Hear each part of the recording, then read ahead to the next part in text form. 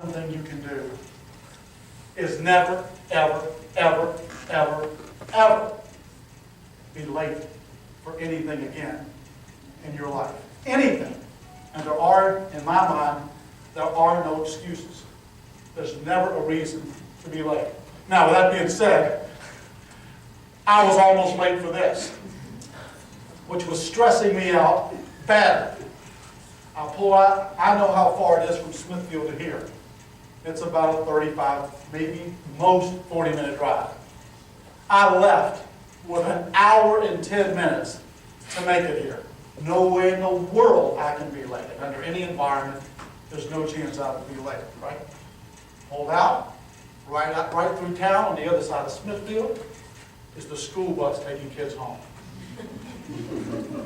So for the next 8 miles, with a Food Line truck and a Valley Protein rendering truck in front of me, I got to watch the kids make every stop from Smithfield towards Windsor as my blood pressure is elevated.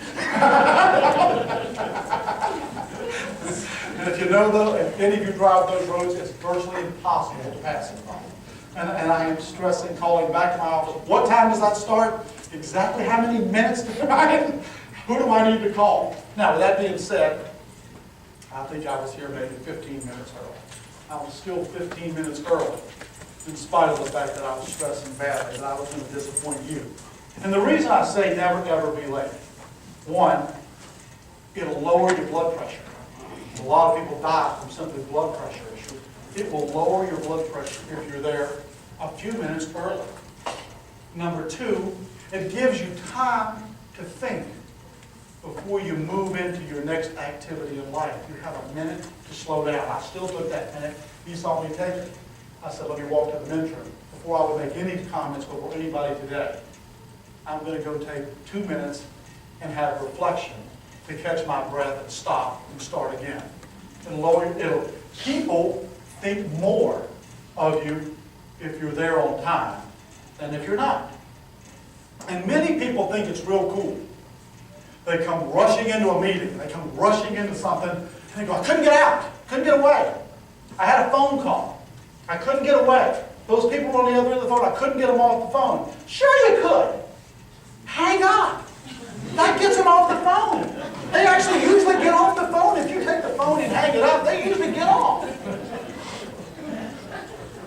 If you tell somebody, I got to be somewhere, then they'll generally honor your request to hang up, regardless of who it is. And then oftentimes, if my executives don't make it, I'd say, who were they interviewing with? Because they must think more of that other person on the phone than they do for me. So that other call is more important than I am, so they must be interviewing for a new job. That's what they're sending a signal to me. But people think a lot of people who are on time and a few minutes early. You don't need to be ridiculously early, but you need to be there.